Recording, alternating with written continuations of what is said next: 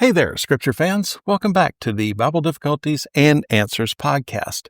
I'm your host, Lance Smith, diving into episode 152 of our Tuesday Contradictions series, where we tackle the tough questions from the Skeptic's Annotated Bible with a grin and a whole lot of grit. Today's question strikes like a thunderbolt in a quiet synagogue. Was Jesus homeless? Did the Son of Man wander the Galilean hills with nowhere to crash, like a divine drifter? Or did he have a cozy home base in Capernaum, maybe with a view of the Sea of Galilee? And what's with that weird "sat at meat" line in the King James Version Bible? Did Jesus own a dining room or not? We're unpacking Matthew 8:20, Luke 9:58, Mark 2:1, and Mark 2:15, leaning on the New Living Translation for clarity, my go-to, and dipping into the King James Version for that old-school flavor. So let's roll. The Skeptic's Annotated Bible tosses us a two-sided puzzle. On one side, Matthew 8:20 and Luke 9:58 paint Jesus as a wanderer with no fixed address. On the other, Mark 2:1 and 2:15 hint he might have had a place to hang his sandals in Capernaum. So, was Jesus couch surfing with disciples or signing a first-century lease? Let's piece this together like a theological detective on a dusty trail. First up, Matthew 8:20. In the New Living Translation, Jesus says, "Foxes have dens to live in and birds have nests, but the Son of Man has no place of his own to lay his head." The King James Version has flair. "The foxes have holes, and the birds of the air have nests, but the Son of Man hath not where to lay his head." Luke 9:58 doubles down. Picture this: a scribe's eager to join Jesus' road crew, and Jesus drops the truth bomb. "Following me isn't a luxury tour. I'm a roamer for the kingdom." This screams itinerant lifestyle, like Jesus is a first-century keynote speaker with no hotel booked. Now, Mark 2:1. The New Living Translation says, "When Jesus returned to Capernaum several days later, the news spread quickly that he was back home." The King James Version goes, "He entered into Capernaum after some days, and it was noised that he was in the house." Back home? Sounds like Jesus had a spot to kick back in Capernaum's bustling fishing town, with nets drying in the salty air. The Greek word here is oikia.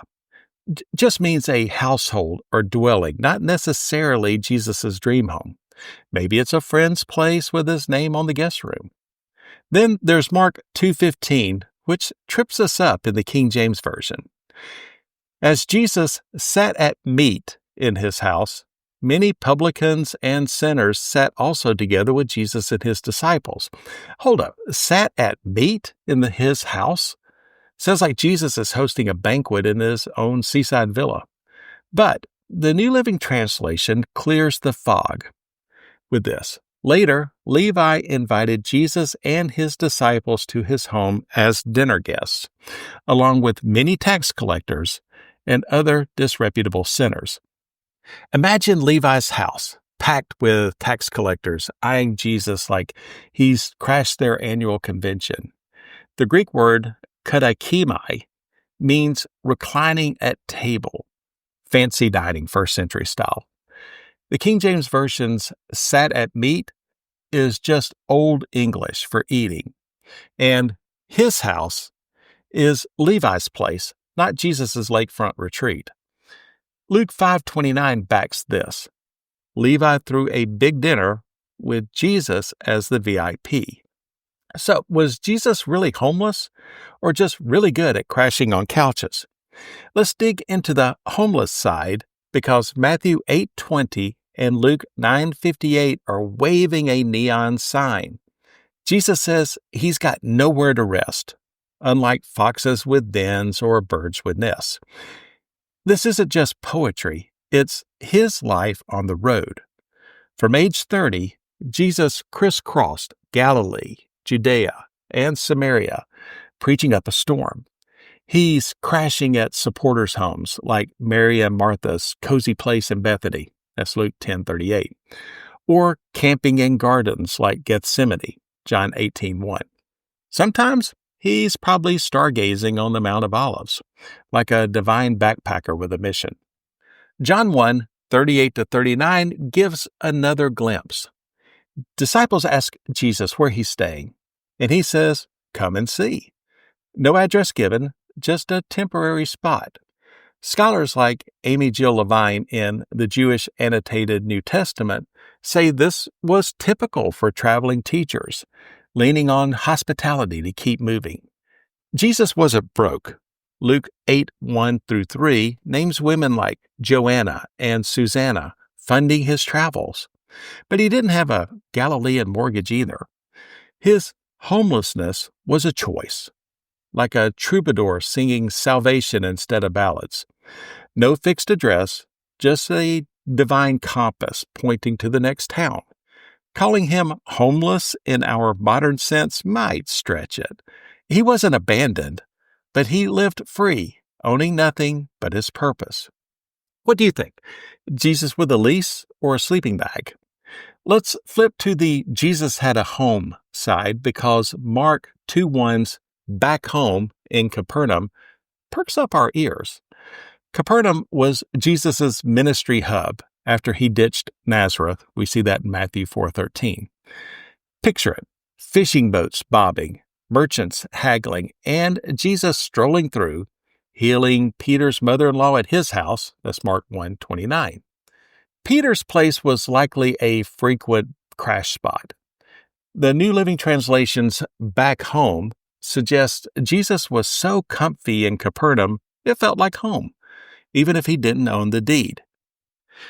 Biblical Archaeology Review points to the House of Peter in Capernaum, a first-century home later turned into a church. A picture of this home is on our Facebook page. Could this be the house in Mark 2:1? Maybe. But owning it, that's like saying Jesus had a timeshare. He was more like a friend who's always welcome than the guy with the keys. Mark 2:15's his house in the King James Version had me picturing Jesus setting the table. But we've cleared that up. It's Levi's home, filled with tax collectors and sinners, probably whispering, "Who's this preacher at our table?" Before his ministry, Jesus likely lived in Nazareth with his family. Mark 6:3 calls him a carpenter, so Joseph's trade kept a roof overhead. But once he hit the road, Nazareth was in the rearview mirror. Capernaum's home references are about familiarity, not property taxes. So how do we square this? Was Jesus a wanderer or a homeowner? The answer's in the details, like aligning the stars in a first-century sky. Matthew 8:20 and Luke 9:58 carry the weight, showing Jesus chose a life without a fixed address during his ministry. Mark 2:1's back home and 2:15's his house don't prove he owned property. They point to borrowed spaces like Peter's or Levi's homes. Here's a quote from Patheos that hits the mark. Jesus was not homeless in the modern sense for most of his life, but he did experience periods of homelessness and lived without a fixed address during his ministry by choice, depending on the hospitality of friends and supporters. This nails it. Jesus wasn't sleeping on the streets. He had supporters from fishermen to wealthy women. But he didn't have a mailbox with Jesus of Nazareth on it either. His early life in Nazareth, stable, with a family home. His ministry, a divine road trip, crashing where the Spirit led. First-century hospitality was king. Hosts like Levi or Martha opened their doors without a blink. Jesus' lack of a fixed residence was about purpose, like a philosopher on a lecture circuit, minus the lecture hall. So, was Jesus homeless? The scales tip toward Matthew 8:20 and Luke 9:58. During his ministry, Jesus had no place of his own to lay his head. He roamed, preached, and leaned on the kindness of friends and strangers. from Capernaum's fishy docks to Bethany's quiet streets. Mark 2:1's back home and 2:15's his house don't mean he owned a Galilean getaway.